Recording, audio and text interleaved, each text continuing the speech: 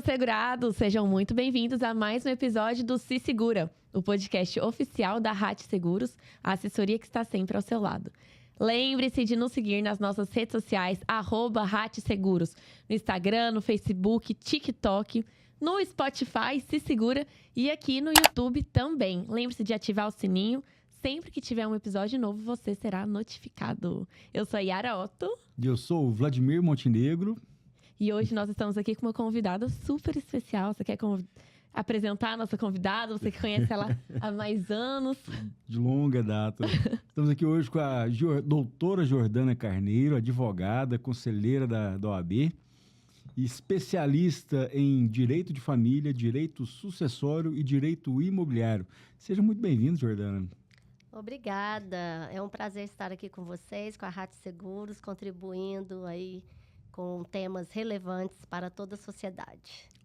Então vamos dar início aqui falando um pouquinho da sua atuação na OAB, né? Você é de Goiás, se formou aqui e está em Brasília já há alguns anos. Conta um pouquinho da sua trajetória no direito e da sua atuação na OAB Distrito Federal. Goiana, né? Formada, nascida, crescida aqui em Goiânia. Mas há mais de 20 anos já estou em Brasília, né? E falo assim que o direito imobiliário que me escolheu, né? Porque desde o estágio na faculdade eu atuava, no meu primeiro estágio foi com desapropriação para servidão de passagem nas Centrais Elétricas de Goiás. Que legal. Foi o meu primeiro estágio. E posteriormente a esse estágio, meu segundo estágio foi num escritório de advocacia especializado em sistema financeiro de habitação. Olha. Que fiquei até me formar, né? E me formando, fui trabalhar no cartório de registro de imóveis e tabelionato de notas de Morrinhos, Goiás. E lá fiquei por quase 4 anos, né? Também, de uma forma ou outra, atuando no direito imobiliário. Se tivesse né? planejado, não tinha dado tão certo. Eu falo que não fui eu que escolhi o direito imobiliário, mas ele que me escolheu. E a oportunidade que eu me mudei para Brasília e iniciei a advocacia lá, também na área imobiliária, chefiando um grupo imobiliário grande lá no Distrito Federal. E fiquei por 8 ou 9 anos nessa empresa, né, que era um grupo de construtora, incorporadora, imobiliária. E, desde então, o direito imobiliário me acompanha nessa jornada. E iniciei na OAB do Distrito Federal a política de ordem, né, que foi em 2015, e nunca mais parei, né? Eu estou nessa política, já fui conselheira por 2 mandatos no Distrito Federal, já fui presidente de comissão do direito imobiliário também na OAB do Distrito Federal, e hoje eu sou membro da Comissão Nacional do Direito Imobiliário, da OAB Nacional, e estamos aí atuando, né, com várias demandas nessa área, que é um campo, né, muito vasto, com vários temas, subtemas, né, e muito interessante. Vários ramos, né, que dá pra gente abordar. Não, eu queria saber assim, sua vida foi te levando pra esse rumo, né? O que eu acho muito legal, que a gente vê isso em vários empresários, várias pessoas que a gente traz, a gente vê isso, que o destino vai colocando ela no caminho. E diante de toda a sua experiência, o que você mais encontra de dúvida ou que as pessoas têm de obstáculo dentro do direito imobiliário? Porque a pessoa chega pra você sem o conhecimento técnico que você tem. Uhum. Então, nós temos assim que ver qual o tema, né? Na área de locação, que eu atuei por muitos anos, assessorando proprietários, né? Locatários. Então, assim, são diversas dúvidas, né, que ocorrem. Quando nós vamos assessorar locação corporativa, precisa de fiador, quantos anos, qual o prazo do contrato de locação. Então, tem várias situações que as pessoas ficam em dúvida, né? Questão de compra e venda, né? Como se fazer um contrato para amarrar todas as cláusulas, para resguardar os interesses. Então, assim, o direito ele é muito peculiar, né? E como diz, tudo depende, né? Tudo depende da situação. Escuta, né? Da interpretação. Da interpretação, quem que você quer resguardar, né? de que lado você está. Então, tudo depende. Então, eu bato muito na tecla que falta a advocacia preventiva, a consultoria, a assessoria antes de fazer qualquer operação imobiliária, contratual, né? E hoje nós não temos essa cultura no Brasil.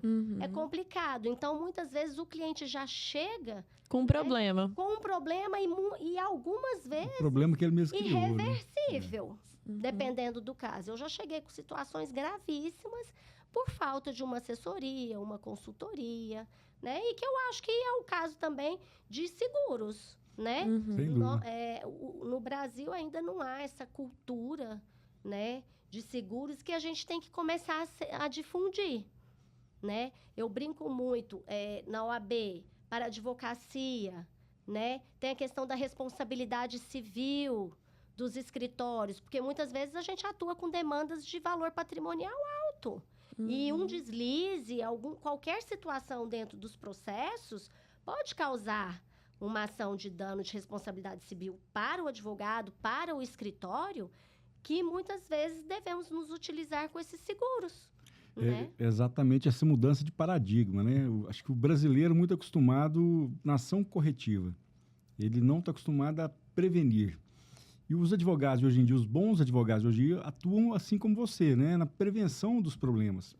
Daí a importância do contrato bem feito, né? A pessoa, às vezes, não quer pagar um advogado, não quer ter uma consultoria com um advogado. Vai lá no Google, baixa um contrativo, você está aqui, assina, e lá na frente vai pagar muito mais, vai ter uma dor de cabeça muito maior. Da mesma forma, quem não contrata o seguro, né? Às vezes o cara fala, não, isso aqui eu não vou fazer, não vai acontecer nada, eu tô blindado. Mas na hora que acontece, eu não tenho para onde correr, Quantas né? vezes eu já recebi mensagem, oi, fui diagnosticado aqui com uma doença, como é que faz para ter o seguro? Não adianta. Eu falo, ô, meu querido, então, mais agora não dá, não tem Tem como. mais um remédio, É. a gente fala, né? O remédio jurídico. Então, assim, tem dúvidas diversas, mas independente, eu bato na tecla em relação, nós temos que conscientizar a sociedade, a população, da necessidade, da prevenção, né? Prevenção de seguros, seja de pessoal, de vida profissional, Empresarial. No caso, né, que nós atuamos na advocacia, para clientes até, questão de seguros para inventários, demandas, né? Então, nós precisamos conscientizar. E, no caso, a advocacia também, ela precisa, porque ela atua muitas vezes, né, com altas demandas e tal. E em relação à questão patrimonial, eu tenho até um projeto de lei que eu estou elaborando e que nós vamos trabalhar agora, se Deus quiser, agora no próximo mandato, na OABDF, para que a gente possa resguardar a questão da segurança, da consultoria e assessoria em qualquer operação imobiliária no Brasil, né? Porque aí seria uma lei federal. Porque daria mais credibilidade, segurança para as partes, né? E inclusive, essa ideia desse projeto de lei chegou ao meu escritório em razão de um caso. Conta o caso aí pra caso gente. real. Conta o caso aí, sem contar o santo. Um cliente nos procurou que ele foi comprar um imóvel no empreendimento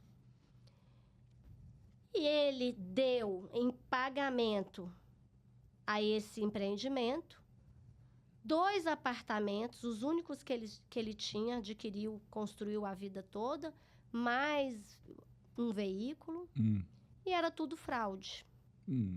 Ou seja, numa área pública. E ele não teve E o o cuidado de contrato foi olhar, de feito averiguar? De Google. Papelaria e as pessoas que... Nada contra o Google, viu, gente? É só não fazer contrato. Só não baixar o contrato do Google, pelo amor de Deus. Então, eu penso que nós ganhamos na justiça.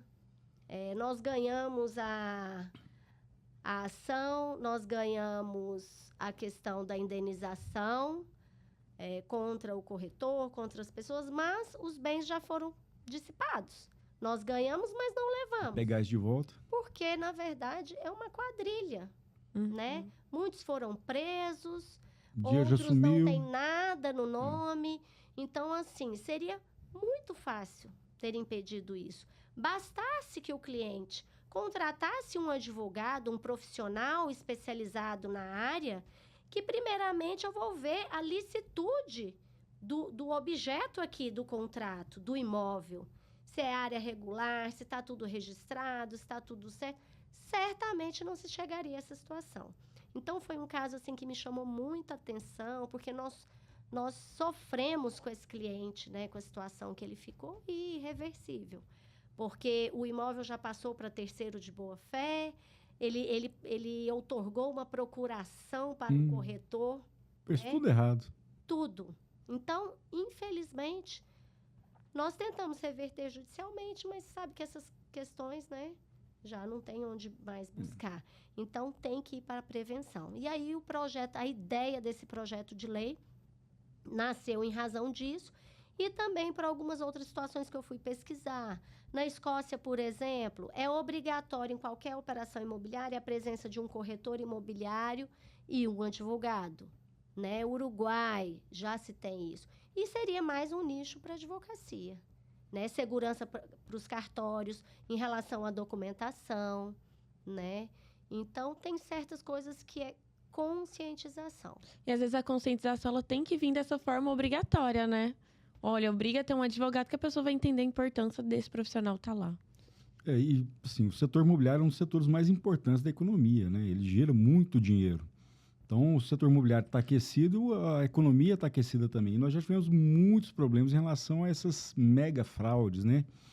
Antigamente, os mais novos não vão lembrar aqui, mas uma grande construtora saiu lançando empreendimento, não tinha lastro, e da noite para o dia fechou as portas, acabou, ficou com a mão na frente e outra atrás.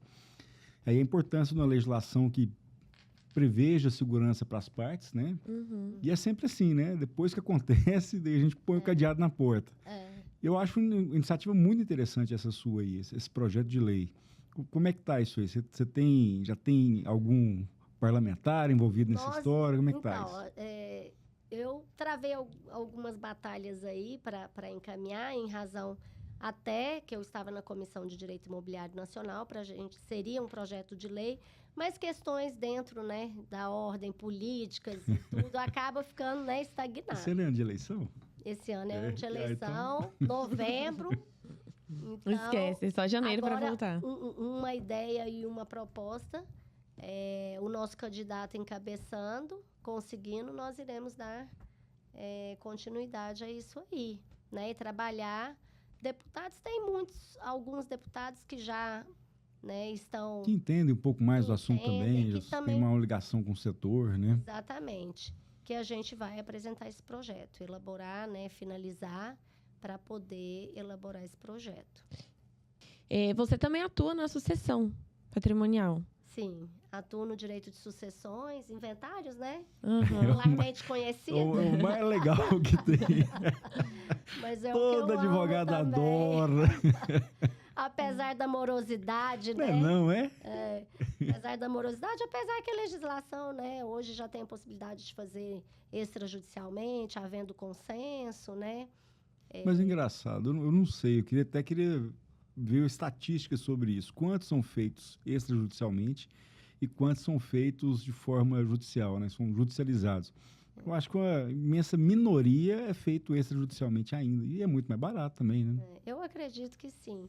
Mas também é porque envolve outras questões, né? Pessoais, porque o inventário abarca muitas questões emocionais também, Da né? família. Não é só patrimonial, né? Uhum. Então, é uma questão delicada. Mas, na questão das sucessões, um outro ponto interessante é o que eu vejo hoje na área de sucessões.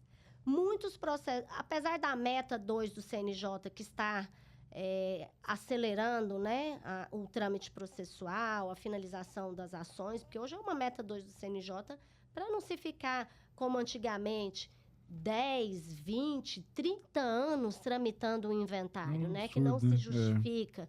Então, com a cooperação, né, com o Poder Judiciário, então está acontecendo essa integração, que foi um benefício, né, para todos.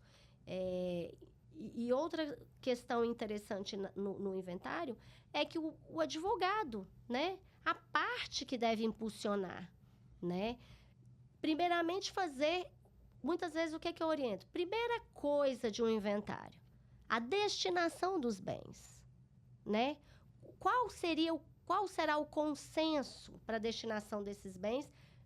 Obviamente, respeitando-se as destinações legais, imóveis indivisíveis, né? Imóveis que são divisíveis, como propriedades rurais e tal. Então, primeiro, fazer um esboço dessa partilha, um esboço criterioso de todo esse mapeamento, né? Do acervo patrimonial, primeiramente, né? E valorar. E depois, é uma fórmula matemática. Inventário é uma fórmula matemática. Muitas vezes se estende aí por questões emocionais. Então, mas aí é que tá. Onde é que trava mais, na sua opinião? O que trava mais são questões emocionais no momento de decisão da destinação do patrimônio. Né? Questões pessoais entre os herdeiros. Porque muitas vezes não é em relação ao patrimônio em si. Às vezes o cara nem quer aquilo ali, né? Mas você, quando era criança, ganhou um picolé a mais do que eu. Estou borrado até hoje. Muitas vezes, a maioria das vezes é isso. Né? Eles discutem situações inerentes. Então, aí fica tentando um consenso. Fica na esfera extrajudicial, mas não desenvolve. Porque, primeiramente, a questão do inventário de sucessão é técnica e matemática, né? É cálculo, porcentagem, avaliação e divisão, né? E é uma decisão de vender ou partilhar. Então, tudo isso tem que fazer uma análise, né? Dos herdeiros. Agora, é interessante quando entram os profissionais, os advogados, porque aí facilita o processo, porque deixa o lado emocional e aí se houver mais de um advogado, vai conversar com as partes, mas de uma forma técnica. Então, isso impulsiona e é positivo, né? E contribui para solução consensual, solução mais rápida também, né? Porque o advogado, além de tudo, ele tem esse preparo para fazer com que as partes dialoguem, né? Porque o advogado, ele está defendendo o cliente dele, mas ele sabe que, por exemplo, no inventário, uma partilha, matemático, não tem para onde ele fugir, que ele puxar mais de um lado para o outro, isso não existe. Depois o magistrado vai pegar, vai olhar e falar assim, não vou, né, aceitar aquilo que não está estabelecido em lei. Um conquião a mais que não tem outro, jeito. É avaliação, né? Mas, claro, tem que ter algumas precauções, né? Algumas atenções em relação à avaliação, se é justa, é injusta, porque há erros também, né? O oficial avaliador vai lá, então a gente tem que ficar sempre atento a isso. A questão de impostos, né? Como que vai fazer a partilha para não ter imposto sobre, né, meiação, para aumentar, né, o valor dos A questão tributária também, né, precisa de muita atenção, né? Exatamente. Muitas vezes uma demanda entra vários especialistas, né? Eu peguei um divórcio super litigioso, que já tinha 10 ações distribuídas, que aí entrou a área empresarial, entrou a área tributária e muito complexo, né? Então, assim, às vezes a gente precisa de uma equipe, né? Para poder assessorar de uma maneira mais segura as partes, cada um na sua especialidade. E eu ia até fazer uma pergunta, mas acho que você já até antecipou a resposta. Nesse processo de morosidade, dessas questões emocionais que às vezes travam o processo, né, o encaminhar. E você falou também pra gente antes aqui das câmeras que você já pegou muito processo que já tinha passado por vários advogados e não andava, não buscava documentação, não tomava as providências necessárias. Qual que é o papel do advogado para não travar e otimizar esse tempo? Porque a gente sabe da morosidade, tudo tem um tempo, tem um processo para ocorrer, mas os advogados têm um papel também fundamental para otimizar esse tempo. Sim, exatamente. Quem impulsiona o processo são as partes, né? Então, as partes têm que impulsionar. As partes têm que passar por todos os processos e dar o encaminhamento necessário. Tomar as providências necessárias. Né? Ele não vai. O juiz da causa, ele não vai dar o encaminhamento. E muitas vezes a gente tem essa crença, mas uma crença errada, de que o juiz é que vai resolver, o juiz é quem vai fazer, né? E não é. São as partes. Muitas vezes tem um patrimônio indivisível que os herdeiros não têm condições de manter, deve-se vender, alienar o patrimônio, e ninguém fala sobre isso e fica o inventário rolando por anos e dívidas de, muitas vezes, condomínio, IPTU, e ninguém analisa. E pede um alvará judicial de venda para depositar o dinheiro em juízo e depois para apurar o haver de cada um. Então, tudo isso é o advogado. É a parte que tem que estar fazendo uma estratégia, né? Tanto técnica, de custo, benefício e de celeridade também. Agora, acontece também que muitas vezes é interesse da parte, não da prosseguimento, né? Dependendo do interesse. Dependendo da situação, do jeito Dependendo que da tô situação. confortável, tô no Como imóvel. diz, tudo depende. E é interessante ela falar dos custos do inventário, como que isso é ruim para a família, porque um dos cálculos que a gente faz na hora de fazer o seguro de vida é exatamente o cálculo do inventário. Porque às vezes o processo está parado porque a família não tem o dinheiro para fazer o inventário. Então, tudo isso casa, né, com a otimização do tempo e do patrimônio da família, da sucessão da família. Deixa eu aproveitar e fazer mais uma pergunta. Que a gente sempre diz aqui que as custas de Goiás são as mais caras do Brasil. Você que está lá em Brasília, pode nos trazer esse parâmetro aqui. Como é que são as custas lá e aqui? Absurdas. É mesmo? São umas das custas mais altas do país. E isso que a Yara trouxe aqui em relação a questão de custos e despesas do inventário é um problema também que aflige, né, toda a família. Muitas vezes tem patrimônio, mas não tem liquidez. E o que facilitaria o seguro, né, que tem que ser difundido aí nas famílias e tudo, que fica tudo travado.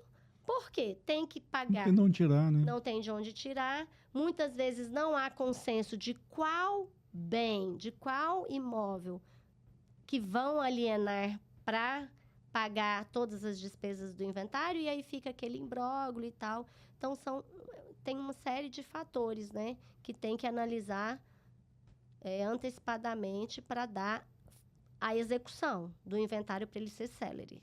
E é bom você falar isso, que isso é muito comum, porque é muito comum pra gente também. Quantas vezes a gente não foi fazer o seguro e falar, pra que eu vou deixar? Já tô deixando casa, tô deixando terreno, tô deixando não sei quantos apartamentos. Às vezes a pessoa entende que o patrimônio é o seguro que ela tá deixando para a família, mas ela não entende que o seguro vai dar acesso ao patrimônio para a família, né? Vai otimizar isso, vai ajudar a família nisso. Que a família não é que a pessoa morreu, é meu agora, vou lá e muitas vezes fica o patrimônio que tem valor sentimental.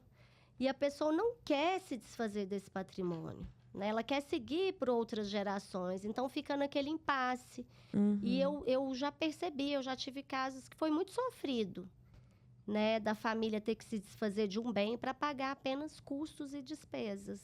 E realmente o seguro viria em boa hora. É isso que a gente fala, né? O seguro serve para você não dilapidar o seu patrimônio desnecessariamente, né? Então, se você tem um seguro, você pode utilizar aquele recurso justamente pagar as custas e ter uma qualidade de vida durante um determinado período até que a família consiga se restabelecer. Porque quando o arrimo da família se vai, as pessoas têm uma queda da qualidade de vida, né? Inevitavelmente. Muita insegurança. Na maioria dos casos é assim. Então, as pessoas não...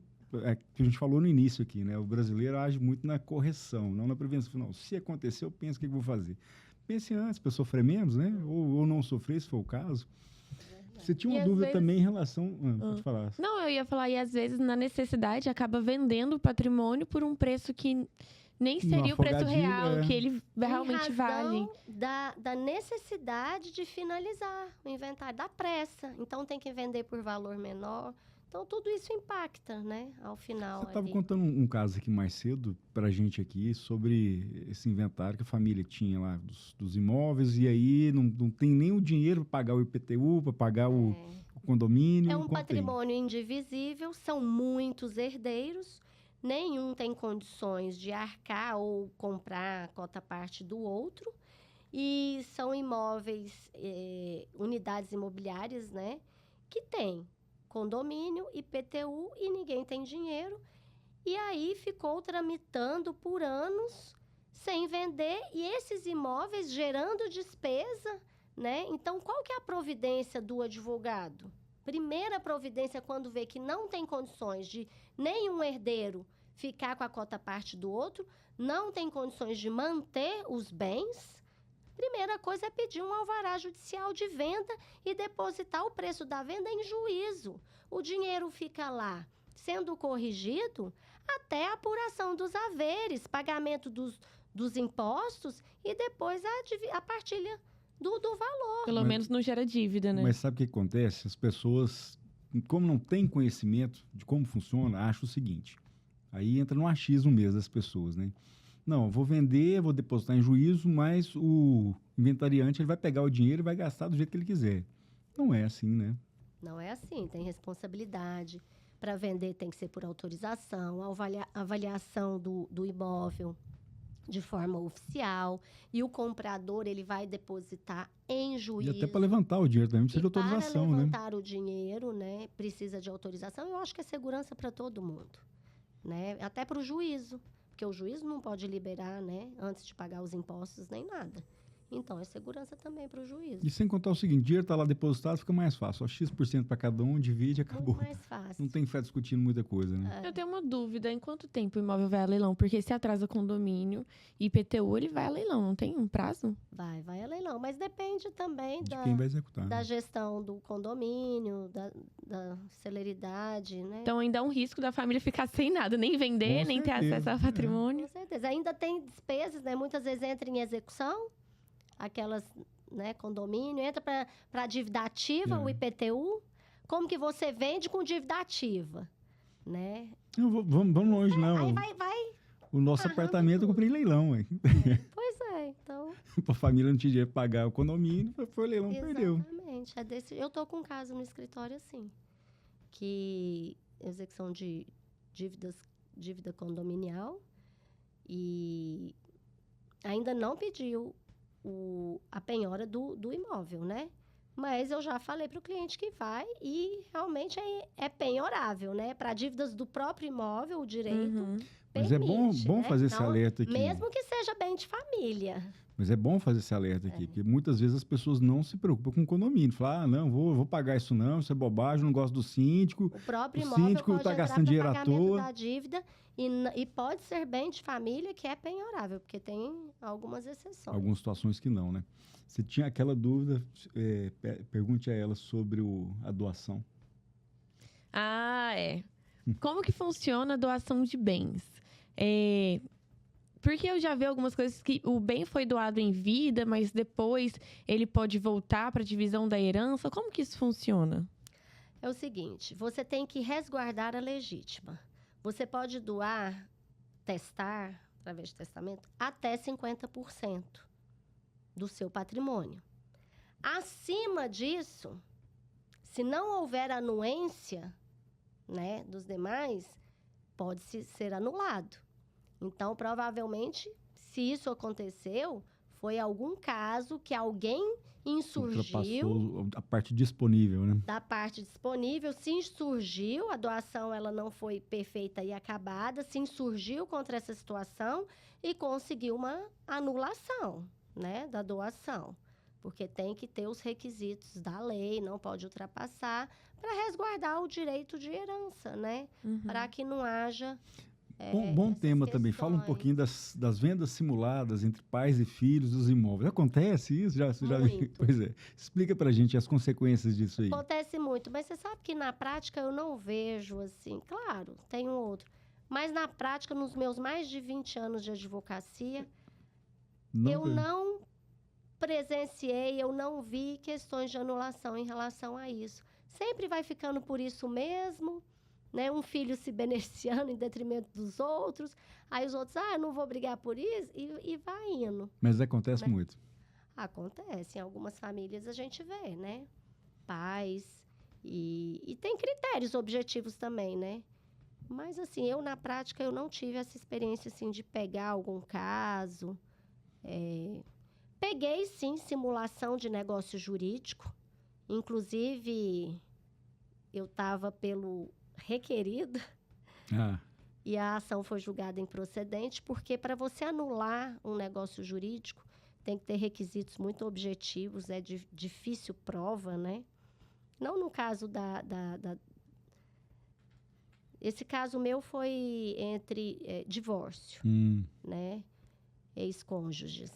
E essa semana eu tive a grata surpresa que transitou em julgado no STJ e nós conseguimos demonstrar que não houve simulação no negócio jurídico, porque demonstramos a capacidade financeira, demonstramos toda a documentação, não teve provas efetivas, não teve, né, testemunhas efetivas, então realmente... Mas é um outro ponto polêmico também, né? A gente pode abordar um pouquinho mais essa questão do simulação nos divórcios, né?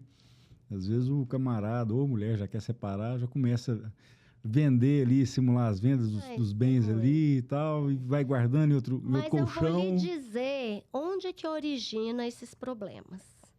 Esses problemas se originam na falta de planejamento matrimonial. Na hora que casa, Mas então. aí que tá, né? Lá A no falta início... de planejamento sucessório. Nós não temos a cultura do planejamento Mas é isso que eu sucessório. ia falar. Quem pensa isso na hora que tá apaixonado, tá lá casando? Inclusive, tivemos agora um casal de conhecidos casando, né? Ele, uma pessoa mais velha, com um patrimônio já estabelecido, uma pessoa mais nova, com nenhum patrimônio. Ou seja, eu fiquei observando. Quem sou eu para Tem julgar? vários receios. É.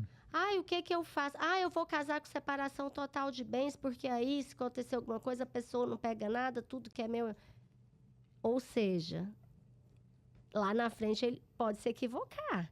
Porque hoje nós já temos entendimento jurisprudencial dos tribunais superiores de que mesmo na separação de bens, em caso de falecimento do cônjuge, ela herda. É mesmo. Em caso de falecimento, ela é herdeira. É.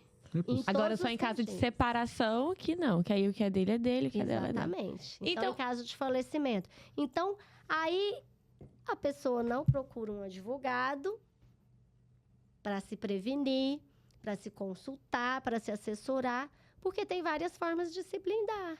Ele pode adquirir patrimônio com cláusula de incomunicabilidade, alienabilidade, né? Cláusula reversa. Então, tem várias opções. Então, tem que fazer realmente um planejamento sucessório. Aí é que tá, a questão do divórcio, né? Você atua muito na área de família também. E família, imobiliária, acaba estando tudo junto, sucessório, tá tudo misturado ali. Imóveis, tá misturado, não tem jeito. Por isso que ela atua em todas, porque é tudo... E aí, onde entra essa confusão toda, justamente aí, né? O cara, às vezes, não separa, né? Não faz o divórcio ali, porque, pô, sai muito mais caro. Né? Eu vou perder metade do que eu construí aqui. Vamos conviver, você toca a sua vida, eu toco a minha aqui, vai dar tudo certo. Pra não perder patrimônio. E, então, entrando nesse assunto, qual que é a melhor forma de casar? Separação total de bens? Como é que é? Yara, escolher bem, eu acho que é direito, isso. Como tudo no direito. Eu acho que é escolher bem. Dê-me os fatos que lhe darei o direito, né? Mas hoje nem isso mais, né? Hoje também nem isso a gente mais, está conseguindo. Por essa insegurança jurídica que está no país, né? Total. A gente também não está podendo fazer. Assustador. Porque a legislação diz isso. Mas aí vem o STF e interpreta de forma eu entendi diferente e pronto, é isso mesmo, acabou. Então o advogado tem mais esse desafio. Então você vê que a nossa vida não é tão fácil assim, né? Não adianta mais você estudar, atualizar, faz curso, você tem que ficar olhando lá para cima, ver o que está acontecendo, e aí vai em cima do que está decidindo nos tribunais. O problema grande é isso. Quer falar um pouquinho sobre esse tema espinhoso também? Como é que você enxerga essa mutação constitucional que a gente vê tanto aqui todos os dias aí com essas decisões do... O ativismo judicial, ele já vem... Não pode nem falar isso, né? O ativismo judicial, ele já vem há algum tempo já, né? Agora está mais reverberado, mas não é de agora, né? Ele já vem agora, está assim, um exagero, né? Porque está essa guerra entre os poderes, né? Freios e contrapesos, a gente não está sentindo isso. A gente está num momento de incerteza. Realmente está um momento instável, Sim. né? Juridicamente é preocupante. Muitas vezes a OAB está sendo acionada, né?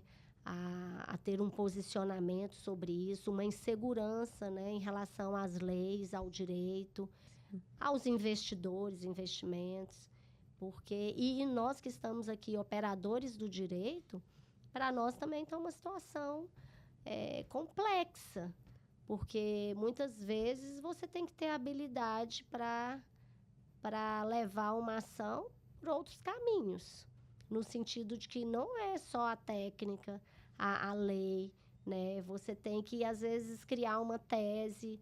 Hoje está muito, assim, inseguro. Você não pode dar... Eu não dou nenhuma segurança para o cliente. Mesmo que ele tenha, igual, eu estou com uma ação agora, eu estou com medo, eu estou receosa, mesmo porque tem a súmula 308 do STJ, que ela é clara, né? Ela é clara.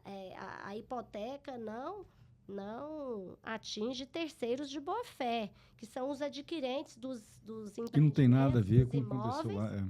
Exatamente. Então, assim, as construtoras que quebram ou por algum motivo não baixam a hipoteca dos adquirentes e o imóvel fica com gravame, a pessoa fica impedida de vender, né? E registrar e fica aquela hipoteca. E o que nós fazemos? A gente entra com a ação combinatória para baixa dessa hipoteca. Só que a súmula 308 do STJ, ela é clara. Mas eu tenho ações na Justiça Federal que estão lá, ações desde 2018, né? Uma matéria tão simples, não, uma eu matéria não tinha nem que pensar, né? O magistrado tinha nem que pensar, né? Pegar lá, mas, aplicar e pronto. infelizmente, eu tô com essas ações assim. E em relação a outras varas que chegaram, o juiz em 30 dias determinou a baixa, já liberou a hipoteca no cartório. Então, a gente também está com essa insegurança. Depende da vara que vai cair, depende do... Lá é um procedimento, o outro... Então, assim, é uma campanha também que eu até apresentei à época, quando eu era conselheira na OABDF, para o ministro da Justiça, numa oportunidade que eu tive, de lançarmos uma campanha nacional de uniformização e humanização da justiça. Porque iria facilitar para todos muito longe nós... disso, né? Operadores do direito. Por quê? O advogado hoje ele não tem a segurança de um procedimento único dentro dos tribunais. E Goiás tem uma forma de atuação, Distrito Federal tem outra forma, né? Norte, Nordeste, São Paulo, além das custas, né? Também essa falta de uniformização. Não justifica, né? Acho que tinha que ser o mesmo no país inteiro, né? Você não tem... Né? Por mais que tenha características diferentes... O ato é o mesmo, a justiça é o mesmo.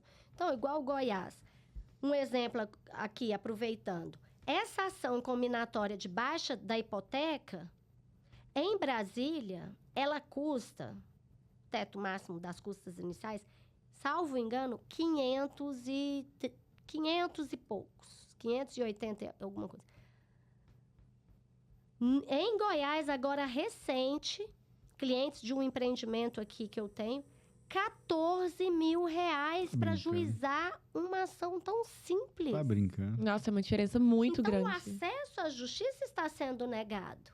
Só que aí o que o Tribunal de Goiás fala? Não, mas você pode parcelar essas custas em 10 vezes no seu cartão de crédito. Ou seja, não é um negócio, gente. Eu não estou fazendo uma compra. Eu quero um acesso ao meu direito à justiça. Uhum. Então, nós não temos. Então, tem várias frentes para ser trabalhado isso aí. E, principalmente, nos interiores. Porque ali não tem defensoria pública. Distrito Federal nós temos. Eu não sei se aqui em Goiás tem defensoria pública. Eu acho que é a advocacia da ativa. Mas não sei também não. Sei que... Não sei, não Enfim, posso afirmar se tem no interior. Não tem defensoria pública. Estou tentando lembrar aqui de alguma comarca, mas acho que não tem, não. Né? Então, assim, é uma questão... Esse acesso à justiça, ele está sendo respeitado? Né? A população está tendo acesso à justiça com essas elevadas custas, dependendo da ação? E tem questões também que não tem um proveito econômico efetivo, líquido, momentâneo. Não, nesse caso mesmo não tem, né? Mas em razão de uma regulamentação do Código de Processo Civil, diz que o valor da causa tem que ser o valor do bem, mas eu não estou discutindo efetivamente esse bem. Se você é dono ou não do bem, né? Um exemplo, uma ação de manutenção de posse. Eu sou lá um posseiro que estou lá, não tenho dinheiro, mas eu estou com a posse desse patrimônio aqui, uma chacrinha que vale 400 mil. Aí a ação de manutenção de posse para eu resguardar o meu direito é sobre o valor do bem. Aí as custas vão lá em cima. Mas só você comprar a chacrinha, Ele não vai isso é ter mais barato. acesso. Então tem uma série de questões que são complexas. E eu acho que você usou a palavra certa, né? É direito do cidadão. Como que ele não tem direito do acesso ao próprio cidadão. direito? E já que a gente tá nessa questão, qual que é o maior desafio que você enfrenta enquanto advogado? São vários. Não é o maior desafio, são quais são os maiores desafios. Primeira coisa que eu entendo é essa falta de uniformização do sistema e do processo de justiça. Tem melhorado, né? Vamos dizer que o CNJ, de uma forma bem morosa, mas tem melhorado com essa meta 2 do CNJ, para agilidade dos processos, com o novo Código de Processo Civil, com a cooperação, né, do juízo e tal. Tem acelerado as demandas, então tem facilitado, sim. Mas a advocacia em si, ela já é um desafio muito grande, igual na seara criminal. São vários desafios, o acesso, o respeito às prerrogativas, né? Então, tem várias questões que o advogado enfrenta. Eu, na minha área civil, é uma área mais morosa.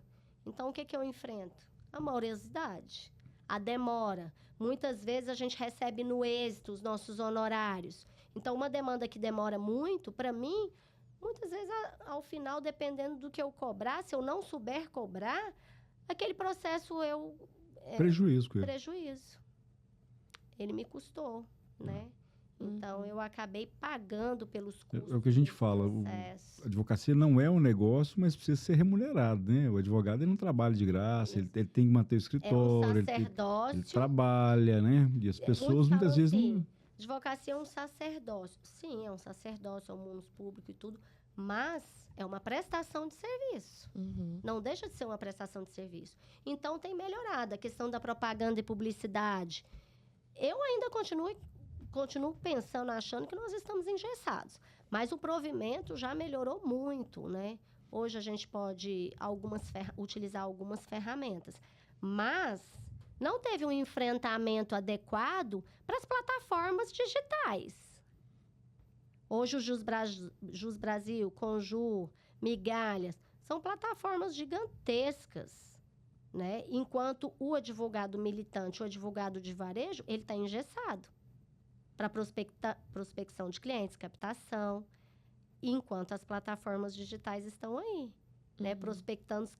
Prospectando clientes em massa. Então, tem que ter uma isonomia, uma equidade. Então, tem que rever isso. No meu posicionamento, eu sou liberal, totalmente liberal. Para mim, tem Também que abrir não igual vejo os problema Estados nenhum. Unidos. Exatamente. Porque Você a citar esse questão da caso aqui, esse exemplo aqui. A gente tem um exemplo, Estados Unidos. Se abrir, fazer propaganda, publicidade, vai desmoralizar, vai descredibilizar Não, acho que a classe. Você acha que Estados Unidos, advogado lá, é super bem remunerado e respeitado? Então, eu não sei se seria o caso do Brasil. O que desmoraliza a atuação ruim do advogado, mau né? É um profissional. mau profissional. E isso tem em qualquer área, não é só na nossa área. Em toda área tem. E eu concordo contigo, acho que tem que liberar. E aí, assim, o mercado tem para todo mundo, né? Então, cada um que corra atrás, que busque as ferramentas adequadas para poder se destacar no mercado. Agora, né? as redes sociais estão aí, né? A gente já tem uma vitrine. Como é que você trabalha as suas redes sociais? Conta pra gente aí. Então, esse é um desafio. Esse está sendo o maior que eu tenho enfrentado hoje na minha advocacia, né? Eu que sou da outra geração, que a gente apenas advogava, né? Achava que advogar é só peticionar, despachar, fazer audiência. Formei, vou ficar rico. Formei. Agora eu só vou aqui. E a gente está vendo aí o crescimento das redes sociais, né? Que realmente não deixa de ser uma vitrine. Hoje em dia, eu acho que acelerou com a pandemia. A questão hoje não tá sendo muito digital. Hoje está uma prática muito grande de escritórios globais digitais, de atendimento. E pelo processo judicial ser eletrônico agora, né? Que facilitou demais. Facilitou, abriu fronteiras para nós. Isso é um bem, né? Não vamos falar que não. Hoje a gente pode atuar em todos os estados sem sair do nosso escritório, né? Uhum. E o custo para o cliente, Sem que era contar quando ia fazer isso. audiência, pagar... Aquelas audiências de conciliação que nunca dá em nada. Você que nunca dá em sai, vai nada. lá, Aí o cliente pagava perde um tempo passagem danado. aérea, hotel, Hospedagem. Vou ficar lá horas, 5 minutos, horas. não tem consciência, não. Então, isso foi maravilhoso. Despachar de forma digital. Só que agora eu enfrento esse desafio. Eu não vou ser somente advogada. Tem que ser blogueira. Eu tenho que ser blogueira, né? Eu tenho que me posicionar, eu tenho que ser marqueteira. Tem que usar o anel que vai passar a imagem de que você é a melhor do Eu tenho brinco. que E no criar direito tem muito disso autoridade, também, né? eu tenho É. que me posicionar. Porque eu vim de uma geração que clientes chegavam no escritório por indicação. Hoje isso está Não existe, né? acabando. Uhum. Praticamente assim, zerado. Se você depender disso, então você tem que se posicionar nas redes sociais, você tem que criar autoridade, você tem que produzir conteúdos, você tem que fazer podcasts.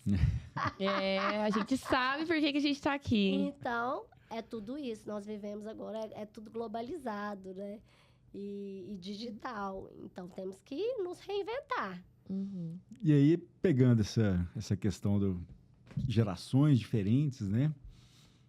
Qual o conselho que você daria para um advogado iniciante agora? Eu, com toda a minha experiência hoje, com todos os desafios que eu já enfrentei, com a atual realidade, eu acho que não muda de um tempo para o outro. Conhecimento. Estude bastante. Conhecimento, se especialize numa área. Tem escritórios hoje fazendo full service, né? Mas se especialize numa área. Busque conhecimento, busque autoridade, propriedade naquilo que você está determinado a atuar para o seu cliente, nas demandas, né? Que você terá êxito. Os desafios são difíceis, né? A guerra, a quantidade de advogados hoje, a advocacia está saturada, desacreditada, mas aquele que tem domina o conhecimento, domina a técnica, esse certamente está lá na frente. Uhum. E aí, é só fazer as outras questões, né? Eles têm mais facilidade, É só ser inclusive. Né? blogueiro, aí é só... Você já nasce com O celular. conhecimento, ele abre portas e abre-se muitas parcerias. Porque aquele bom profissional, ele é visto, ele é diferenciado, Sim. né? Então, eu acho... E também outras questões. Se envolva com as questões de ordem, né? Se envolva em comissões temáticas da área do direito, né? Se envolva com projetos de lei, se envolva em temas relevantes para a sociedade, se engaje em temas que vão propiciar, ajudar questões relevantes para a sociedade civil. Então, eu acho que é um conjunto de fatores que o profissional hoje, né, tem que buscar para se manter no mercado. Você falou uma palavra aí, não vou lembrar em qual livro eu li, realmente, mas a questão é justamente essa, né? Para você se manter no mercado, nem para você destacar no mercado, mas para você se manter no mercado, você precisa ser relevante. Relevante. Não é nem precisa ser o melhor do mercado. Então, se você não é relevante, você nem fica mais no mercado. Eu ser relevante é isso, né? Você participar de várias... Ser responsável, participar das demandas comissões, dos seus clientes. das discussões importantes, exatamente. Ser responsável, porque o advogado, ele vive de prazos. E muitas vezes os prazos curtos, né? E o tempo está voando. Então, tem que ser um advogado responsável. Pode ser um escritório pequeno. Eu conheço escritórios pequenos, mas escritórios consolidados. Existe o pequeno, o médio e o grande. Tem escritório grande, desorganizado, que provavelmente ele não vai se manter se ele continuar com tal gestão. Escritórios pequenos, consolidados, que está em constante crescimento. Então, tudo essa... Faz o básico, mas faz bem feito, né? Faz bem feito. Faz né? com excelência. Tem escritórios boutique, que o Tem. faturamento né? Muitas vezes é. Tem sim, demanda para todo mundo, na verdade, né? O mercado, a gente fala, está saturado, tem muito advogado, mas tem muito advogado que não atua mais, tem advogado que já largou há muito tempo e tem gente que está aí com muita experiência, com muita expertise e com muita ética, né? Então, assim, né? A pessoa que precisa, o cidadão que precisa do advogado, ele tem que escolher bem.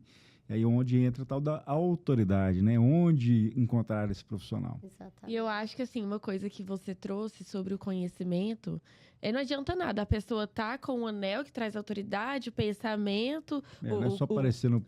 o cabelo, a roupa, mas quando você conversa, você vê que ela não tem uma postura, né? Não tem um linguajar técnico, não tem, de fato, conhecimento do que precisa ser feito. E eu acho que isso é uma coisa que você passa muito, né? A gente senta, conversa com você, vê o seu conhecimento, vê a sua experiência, você constantemente fala da sua atuação, como você está presente. Então, acho que tudo isso mostra da sua relevância na advocacia. Eu acho que isso vale muito mais do que qualquer penteado de cabelo no Instagram. Obrigada. Pois é uma construção, né? A gente vem construindo. Falo, o sucesso veio tão rápido. Não, da noite pro dia, da noite pro dia, né? E passaram-se 10, 15, 20 anos, no meu caso, né? Então, e eu digo também, eu passei por todas as fases da advocacia. É o estágio de carregar processo, como diz, bater a barriga no balcão. Ainda tinha isso, né? De pegar o processo lá, levar para casa, estudar, e os processos pequenininhos, um carrinho para carregar o processo. Fórum, encontrar com os colegas, uma fase, né? Isso não tem mais, né? Nostálgica, não tem. Esses dias eu fui ao fórum vazio, praticamente. Então, assim, eu passei por todas as etapas, de ser advogada empregada, advogada de empresa, advogada de escritório. Depois montei o meu escritório, que para mim foi o meu maior desafio, porque, né, você ser advogada empregada, você não tem que se preocupar com gestão. Você não tem que se preocupar com posicionamento, com autoridade, por prospecção. E quando você monta a sua empresa, o seu escritório... É uma empresa. Aí realmente é um desafio grande, viu?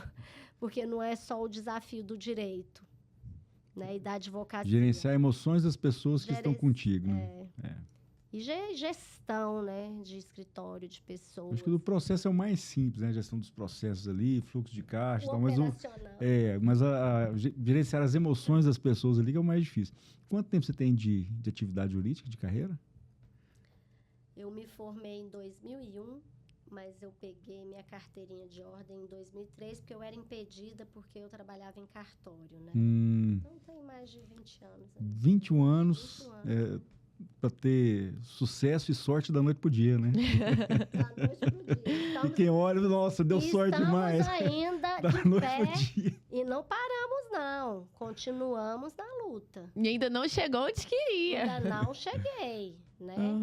Ainda tenho a esperança. Mas essa é a característica essencial do empreendedor. A gente fala com muitos empreendedores aqui. O advogado também é um empreendedor, né? A partir do momento que ele escolhe a carreira, ele tem que entender isso.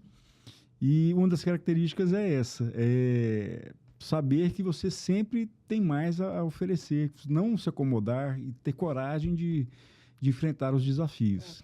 E uma coisa importante, nós estamos em eterna construção, aprendizado e experiência. Eu falo, gente, eu acho que eu já vi de tudo. Quando você acha que você já viu de tudo, chega um caso que você fala, não, esse eu nunca vi. O que eu vou fazer com esse caso? Como que eu vou construir isso? E é interessante você desdobrar naquele tema e perder muitas vezes noites de sono, dependendo da situação, e você começar a achar saídas jurídicas para o caso. É o desafio, né? E é muito bom. E você compartilhar experiências com colegas, e você vai construindo e você consegue um êxito, você consegue... Então, é gratificante. Então, todos nós, em qualquer área que nós estamos atuando, nós estamos num processo de construção, de aprendizado, de experiências, né? E que nunca para. Porque a sociedade vai sempre mudando, modernizando, e tudo que gira em torno Até a dela. nossa morte, nós estamos aprendendo e ensinando, né? Em constante. Então, assim, ainda mais o direito, que o direito é dinâmico, o direito, ele não para. Esses dias a gente brincando no escritório. Nossa, que eu achei que eu fosse formar e já estava tudo certo. Nunca mais vou estudar. Nunca mais a gente vai parar de estudar. Essa é a profissão que nunca mais vai parar de estudar. Aí eu falei, bem-vindo, né? O direito é isso. E realmente, o direito é uma área que nós nunca vamos parar de estudar. A paixão pela leitura ela tem que ser da Não, essência e da pessoa, né? as leis estão em constantes mudanças. A aplicação das leis estão em constantes mudanças. As jurisprudências estão... Então, assim, o que você estudou hoje já não se aplica mais. Amanhã. Agora, essas inovações que estão saindo, assim, do nada do CNJ, né? Saiu agora, recentemente, que não vai precisar de advogado para pedir alimentos. E aí? Assusta. Se dá problema no imobiliário, imagina numa situação dessa. Outra coisa, agora abriu até com menores e tudo, divórcio, vai poder fazer inventário, mesmo com incapazes, Tendo né? incapaz, ser extrajudicial. Ser extrajudicial no cartório, aí você fica assim, gente, como que vai dar isso? E quem vai resguardar os interesses do menor? E o Ministério Público? Ah, ele vai falar, e o tabelião. Então, vão se... Mas, assim, é uma medida interessante, eu acho que ela desafoga o judiciário, mas a gente precisa ver na prática como é que vai funcionar, né? Ela é super interessante porque desafoga um pouquinho. Mas vai precisar do advogado de qualquer forma. Ele não abre mão do advogado num processo desse. Nessa questão, assim, ficou claro lá que o advogado. Agora, o que me preocupa é essa questão do pedido de alimentos lá, que parece que eles estão dispensando, né? Aí é um risco grave, né? Grande. Eu não me aprofundei realmente, assim, esses debates, essas discussões, mas é preocupante, né? Porque tem que resguardar os interesses, tem casos, ou seja, tudo depende, cada caso é um caso. Foi igual a questão dos juizados especiais. Para facilitar, acelerar, dar acesso à justiça. Hoje, para mim, o juizado especial hoje é um caos. Você tem que pensar duas vezes antes de ajuizar uma ação ali. Pensar duas vezes. Não vale a pena. O direito não está sendo aplicado. Outra coisa, uma insegurança para a parte que entra, dependendo da matéria, são matérias relevantes. São situações, eu já tive casos que eu falei, meu Deus, por que ele não procurou um advogado? Ele vai perder aqui porque ele não está sabendo questionar contratos, locações, questões de vistoria de imóveis. Então, assim, a pessoa totalmente leiga, não sabe as questões técnicas que regulamentam o juizado, entra... Isso é aventura, né? Porque, na verdade, o cara tá entrando na aventura, né? Você vai entrar no meio do mato, não sabe o que vai encontrar lá na frente, né? É isso, né? A comparação é essa. Então, assim, na verdade, é uma aplicação precária do direito, né? Que muitas vezes a gente está vendo injustiças acontecendo aí, né? Em relação aos juizados. Então, tudo tem que se pensar. Encaminhando para o final, né? Isso mesmo. Olha, agora eu não preciso nem falar mais, ele já sabe. E aí, queria deixar um espaço para você mandar uma mensagem aí pro pessoal que te segue nas suas mídias sociais. Primeiro, quais são suas mídias sociais? Como é que te encontra? Como é que faz para falar com a doutora Jordana Carneiro aí? Então, meu nome é Jordana Carneiro. Minhas redes sociais é @Jordana Carneiro. E estou no Distrito Federal, mas atuo em todo o Brasil, principalmente Goiás, né, Distrito Federal. E especialista no direito imobiliário e sucessões. Faço parte da OABDF e estou à disposição para eventuais dúvidas, né, esclarecimentos, palestras e troca de temas e assuntos relevantes ao direito e a toda a sociedade civil. Completamente acessível, gente. Pode mandar mensagem que ela responde todo mundo. Quero agradecer, Jordana, mais uma vez pela sua presença, pela sua disponibilidade, do seu tempo, né, de estar aqui com a gente. Eu acho que é sempre muito enriquecedor quando a gente está junto, sempre aprendo alguma coisa. Eu já falei no começo, né, do seu conhecimento, é uma pessoa que eu admiro muito e que a gente tem o privilégio de ter o contato fora daqui, fora do trabalho também. Obrigada. Então, muito obrigada pela sua presença. Eu que agradeço e quero parabenizá-los pela essa importante atuação de vocês aqui com esse podcast, dando oportunidade a vários temas relevantes, a vários profissionais, né, que possa passar um pouquinho da sua experiência, seu conhecimento e dizer também e sugerir que a RAT seguros seja mais atuante na questão da conscientização da necessidade de vários seguros e tipos de seguros, principalmente na área da advocacia. Essa é a nossa luta.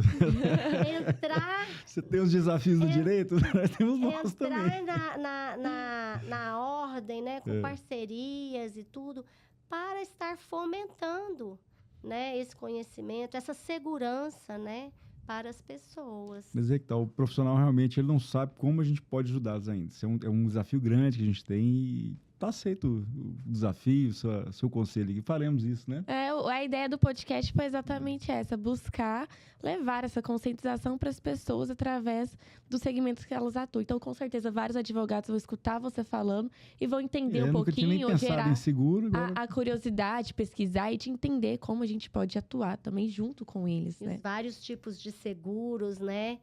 Como pode ajudar não só ele, mas os clientes dele, né? Eu atuei o escritório muito, como dele. eu sou da área imobiliária, seguro fiança, né? Seguro As pessoas não conhecem, exatamente. Muitas vezes a gente atua no direito, mas desconhece muito.